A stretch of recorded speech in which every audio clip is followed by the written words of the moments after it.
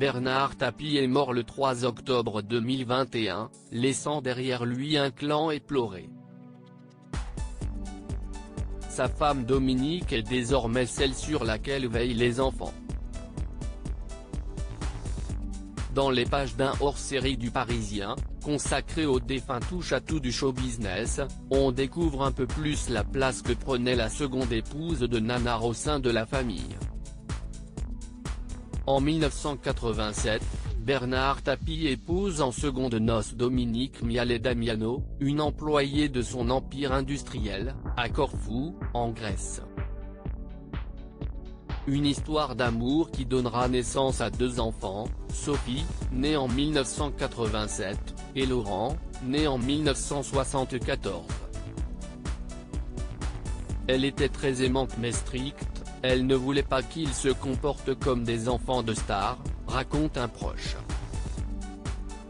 Il faut dire que les enfants de Bernard Tapie ont traversé eux aussi tous les hauts et les bas de la vie de leur célèbre papa, lequel a connu la gloire et la richesse possédant tour à tour une villa dans le sud, un hôtel particulier dans le 7e arrondissement de Paris ou encore un mythique bateau. Mais le clan a aussi connu les huissiers et la justice qui vient frapper à la porte. Faisant en sorte que ses enfants gardent les pieds sur terre, il faut toutefois préciser que Sophie et Laurent ont grandi dans un confort matériel plus important que la moyenne.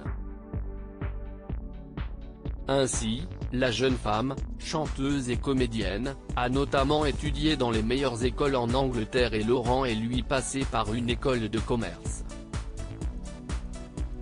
Dominique, qui endossait aussi le rôle de belle-mère pour Stéphane, né en 1969, et Nathalie, née en 1968, les premiers enfants de Bernard Tapie et sa défunte épouse Michèle Leyec, avaient donc un rôle central.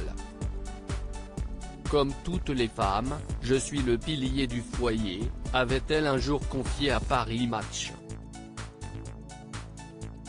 Un pilier qui, contrairement à son mari, aimait rester dans l'ombre et avait ainsi menacé Bernard de rupture s'il retentait une aventure politique à Marseille.